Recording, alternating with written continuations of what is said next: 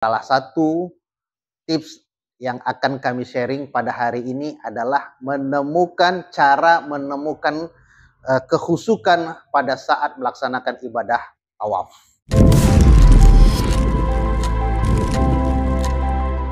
Bismillahirrahmanirrahim, sahabat Abu Siraj. Bagaimana caranya kita mendapatkan menemukan chemistry atau kekhusyukan ketika kita sedang melaksanakan tawaf? Nah, salah satu tips yang akan kami sharing pada hari ini adalah cara menemukan kekhusyukan pada saat melaksanakan ibadah tawaf. Yang pertama, Anda tidak perlu berkonsentrasi dengan buku doa.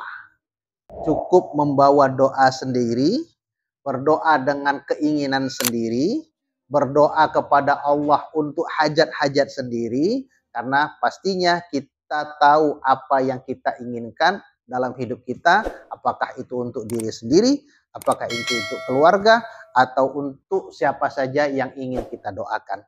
Jadi, ikuti salah satu tipsnya. Yang pertama adalah tidak perlu membaca buku doa. Tidak harus, silahkan berdoa sendiri. Itu yang pertama.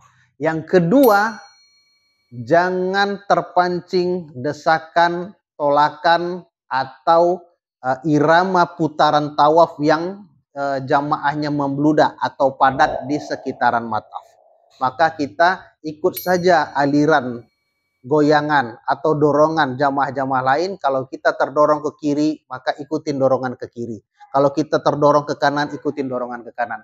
Tidak perlu dilawan, jadi ikuti iramanya.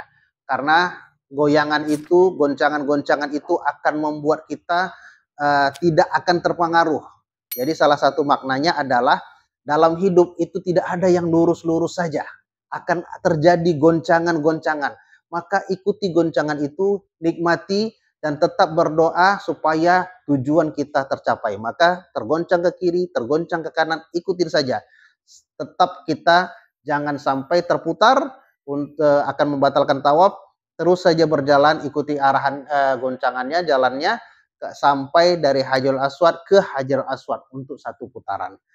Kemudian tips berikutnya yang ketiga adalah hadirkan Allah ya ketika dalam perjalanan tawaf.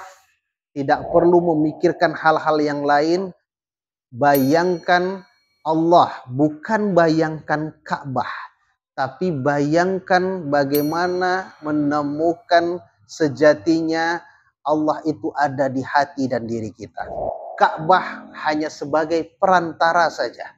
Ya, Ka'bah itu dimuliakan oleh umat muslim di seluruh dunia, itu sebagai perantara, tapi yang kita cari di dalam tawaf adalah Allah.